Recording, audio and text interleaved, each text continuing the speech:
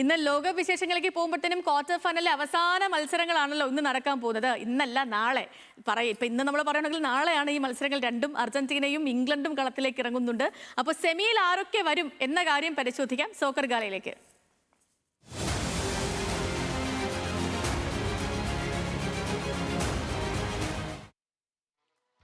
അപ്പോൾ ക്വാർട്ടറിൽ നാളെ രാവിലെ 6:30-ക്കാണ് അർജന്റീന സ്വിറ്റ്സർലൻഡ് പോരാട്ടം. നാളെ പുലർച്ചെ 2:30 മണിക്ക് ഇംഗ്ലണ്ടും നോർവേയും തമ്മിൽ ഏറ്റുമുട്ടും. 48 ടീമുകളിൽ തുടങ്ങിയ പോരാട്ടം ഒടുവിൽ 4ലേക്ക് ചുരുങ്ങാൻ ഇനി മണിക്കൂറുകളുടെ അകലം മാത്രമേ ഉള്ളൂ. കിലാഫാണ് നമുക്കിപ്പം വേൾഡ് കപ്പ് ഡെസ്കിൽ നിന്ന് ചേർന്നത്. കിലാഫെ, ഗുഡ് ഈവനിങ്. പറഞ്ഞതുപോലെ തന്നെ ഈ 48 ടീമുകളിൽ തുടങ്ങി ഇനിയിപ്പം 4ലേക്ക് ചുരുങ്ങുന്നു. ആ ചുരുക്കം ഇനി 2ലേക്ക് മാറാൻ പോകുന്നു. പിന്നെ ഒറ്റയാൾ ആ കിരീടം പൊക്കാൻ പോവുകയാണ്.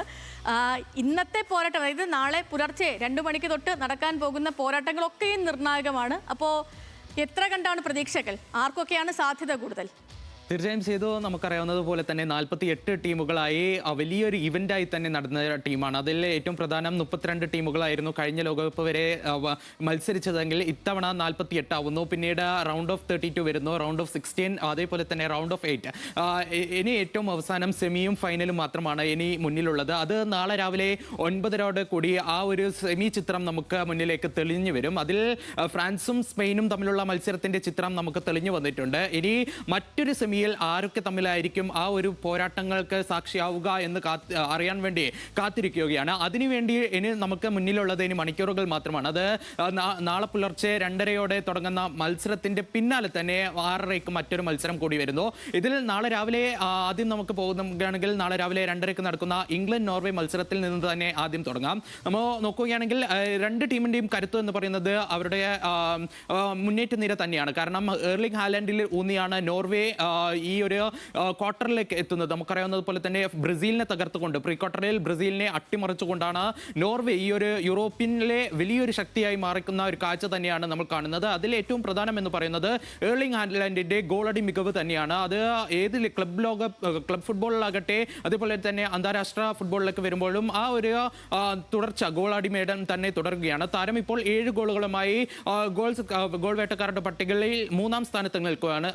മറുവശത്ത് നമ്മൾ നോക്കുകയാണെങ്കിൽ ഹാരി കെയ്നാണ്, അതായത് ഇംഗ്ലണ്ട് നായകന്റെ ഒറ്റയാൾ മികവിലൂടെ തന്നെ മുന്നേറുന്ന ഒരു ടീം എന്ന് വേണമെങ്കിൽ പറയാവുന്ന തരത്തിൽ തന്നെയാണ് മുന്നേറ്റം. 6 ഗോളുകളും അടിച്ച് താരം ഗോൾ വേട്ടക്കാരുടെ പട്ടികയിൽ 4-ാം സ്ഥാനത്തിട്ടുണ്ട്. അതേപോലെ തന്നെ ഇംഗ്ലണ്ടിനെ സംബന്ധിച്ചിടത്തോളം ഒരു വലിയ വെല്ലുവിളി തന്നെ അവരുടെ മുന്നിലുണ്ട്. അതായത് നാളെ ഒരു മഞ്ഞക്കാട് കാരണം 4 താരങ്ങൾക്ക്, ഒരു മഞ്ഞക്കാട് കണ്ടാൽ 4 താരങ്ങൾ സെമിയിലേക്ക് ഉണ്ടാവില്ല. അത് വലിയൊരു കുഴപ്പത്തിലേക്ക് തന്നെ ഇംഗ്ലണ്ടിനെ നയിക്കും. അത് ജൂഡ് ബെല്ലിംഗാമും അതേപോലെ തന്നെ ഡെക്ലാൻ റൈസ് അടക്കമുള്ള സൂപ്പർ താരങ്ങളാണ്. അത് അവരുടെ മുന്നേറ്റത്തിലും അതേപോലെ തന്നെ പ്രതിരോധത്തിലും ഊന്നിക്കളിക്കുന്ന ഇംഗ്ലണ്ടിന് ഒരു വലിയ തിരിച്ചടിയാകും. പിന്നീട് നമ്മൾ നോക്കുകയാണെങ്കിൽ അടുത്ത മത്സരത്തിലേക്ക് പോകുമ്പോൾ അർജന്റീന അതേപോലെ തന്നെ സ്വിറ്റ്സർലാൻഡ് മത്സരമാണ്. അത് 1954 ശേഷം ആദ്യമായാണ് സ്വിറ്റ്സർലാൻഡ് ക്വാർട്ടറിലേക്ക് എത്തുന്നത്. അതിൽ ആദ്യ സെമി ലക്ഷ്യമിട്ട് തന്നെയാണ് സ്വിറ്റ്സർലാൻഡ് അർജന്റീനയ്ക്കെതിരെ കളത്തിലെത്തുന്നത് എന്നൊരു പ്രത്യേകത കൂടെയുണ്ട്. ഖത്തറിൽ ഈ ഒരു ലോകകപ്പിൽ നോക്കുകയാണെങ്കിൽ ഖത്തറിനോട് വീണതിന് ശേഷം പിന്നീട് ഒരു തിരിഞ്ഞു നോട്ടം പോലും 6 പടയ്ക്ക് ഉണ്ടായിരുന്നില്ല.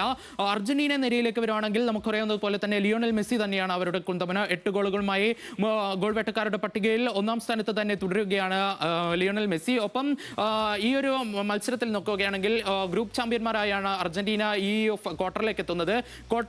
പ്രീ ക്വാർട്ടറിലാണെങ്കിൽ കേപ്പ് വെർദിയോടെ അനായാസം ജയം കാണാം എന്ന് പ്രതീക്ഷിച്ചെത്തിയപ്പോൾ കേപ്പ് വെർദിയോട് പൊരുതി അവസാന മിനിറ്റിലാണ് 111-ാം മിനിറ്റിലെ ഗോളിലൂടെയാണ് ക്വാർട്ടറിലേക്ക് മുന്നേറുന്നത്. അപ്പോൾ അതേപോലെ തന്നെ നമ്മൾ നോക്കുകയാണെങ്കിൽ റൗണ്ട് ഓഫ് 32 നിന്ന് പ്രീ ക്വാർട്ടറിലേക്ക് എത്തുന്നത്. പ്രീ ക്വാർട്ടറിലാണെങ്കിൽ ഈജിപ്തിനെതിരായ വിവാദ മത്സരത്തിന്റെ ഇടയാണ്. അതായത് 75 മിനിറ്റ് വരെ പിന്നിൽ നിന്ന ശേഷം 3 ഗോൾ തിരിച്ചടിച്ചുകൊണ്ട് അതായത് 3 ഗോൾ തിരിച്ചടിച്ചുകൊണ്ടാണ് ക്വാർട്ടറിലേക്ക് മുന്നേറിയത്. അതിന്റെ ഒരു വലിയ ആത്മവിശ്വാസം ലിയോണൽ മെസ്സിയും സംഘത്തിനുമുണ്ട്. നമുക്കറിയാവുന്നത് പോലെ തന്നെ ഈ ലോകകപ്പിലേക്ക് എത്തുമ്പോൾ ഏറ്റവും, അതായത് ഒരു സമ്മർദ്ദവും ഇല്ലാതെ കളിക്കുന്ന ടീം ഏതെന്ന ചോദ്യത്തിന് ഒറ്റ ഉത്തരമേ ഉള്ളൂ, അർജന്റീനയാണ്. അവർക്ക് കഴിഞ്ഞ വർഷം ലോക കിരീടം അടക്കം നേടിയിട്ടുണ്ട്.